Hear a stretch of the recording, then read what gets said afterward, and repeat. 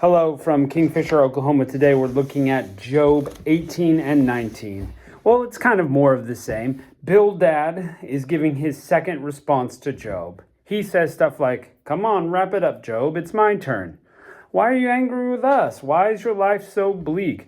Look, a wicked person's life is like the light is going out. His strength is going to go away. He's going to be disciplined. His path will be straightened. Bad things are going to happen. His strength is going to go away. All his confidence will go away. His name will fade away. He'll have no blessings or family. This should not be a surprise to you, Job, that your life is terrible because you've done the wrong thing." Now, Job replies, or at least starts to, in chapter 19, "Look, you guys are vexing me. You're correct. You correct me. You say I'm guilty. Well, certainly God has punished me. We can all see that. I cry out because of wrong, but nobody listens. God's against me.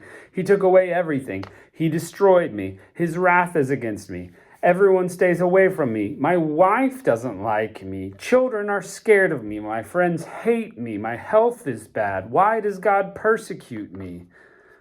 All these things are kind of what he said before, but he's just listing it. Bang, bang, bang, all these things. And then, this was one of my favorite parts. It's irony alert time. He says, "Oh, that my words were written, that they were graven in a rock forever." That's ironic that we get to read that his words have been around forever since then. Of course, we get a famous line in there too. "I know my Redeemer liveth." He also says, "I'm under judgment still." So it's a little bit more of the same, poetic, kind of a different vein, but nevertheless, that's kind of how it is. So let's jump right into chapter 18. Then answered Bildad the Shuhite and said, "How long will it be ere you make an end of words? Mark, and afterward we'll speak. Wherefore are we counted as beasts and reputed in your sight? Why aren't you nice to us? He teareth himself in his anger. Shall the earth be forsaken for thee? Shall the rock be removed out of its place? Yea, the light of the wicked will be put out, and the sparks of his fire will not shine." That's why you're in darkness, is you're wicked. "The light shall be dark in his tabernacle. His candle shall be put out with him. The steps of his strength shall be straightened, and his own counsel shall cast him down. For he is cast into a net by his own feet, and he walketh upon a snare. A gin will take him by the heel, and a robber will prevail against him. The snare is laid for him on the ground, the trap is in his way. Terror shall make him afraid on every side, and shall drive him to his feet. His strength will be hunger bitten. The destruction shall be ready at his side. It shall devour the strength of his skin."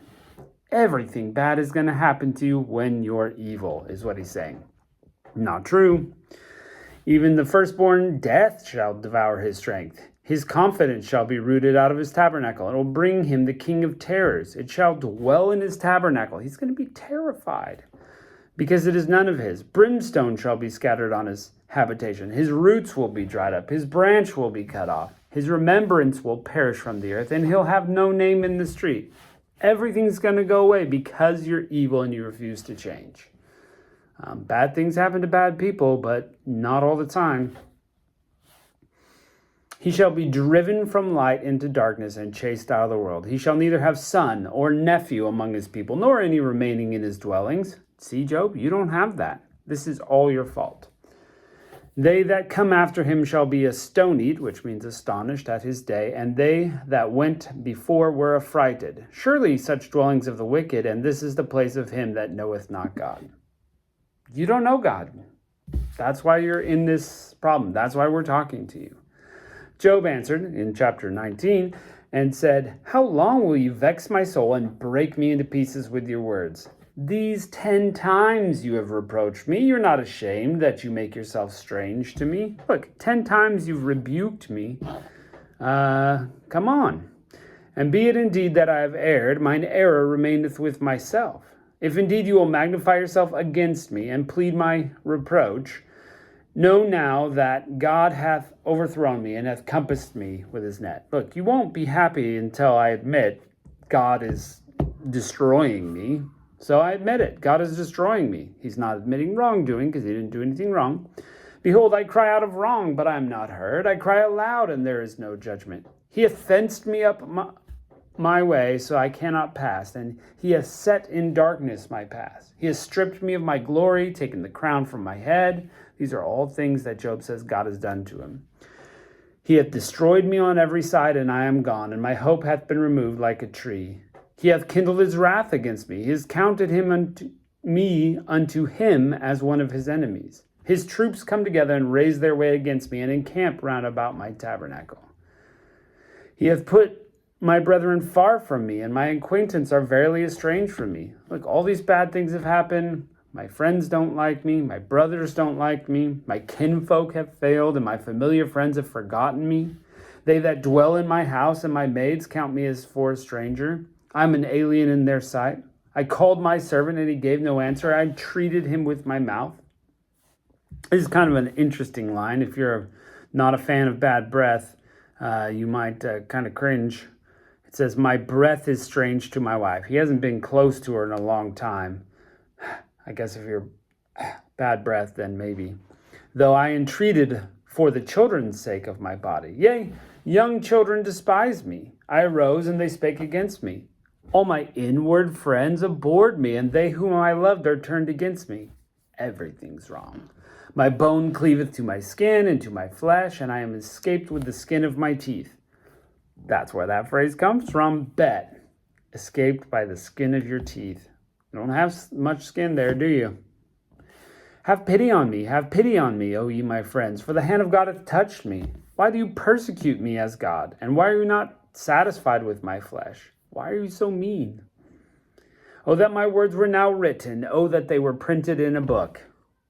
Well, there they are. Oh, that they were graven with an iron pen and a lead in the rock forever. For I know my Redeemer liveth, and that he shall stand at the latter day upon the earth. That's true. And though after my skin worms destroy this body, yet in my flesh shall I see God.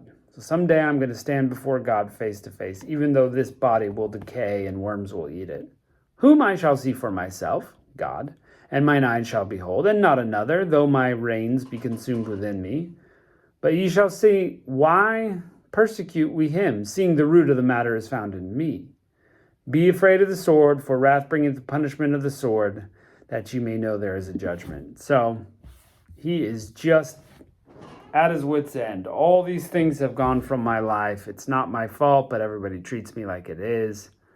It's awful. You kind of feel sorry for Job because he's really in a tough spot. He's lost everything, and now people are telling him it's his fault. It's not a good way to help someone who's grieving. Anyway, we'll continue on and see how this goes. We are nearly halfway through the book, and we still have a few interactions to go, and then we'll have some interesting guests show up to speak. So, well, thanks for joining us today, and we'll catch you next time.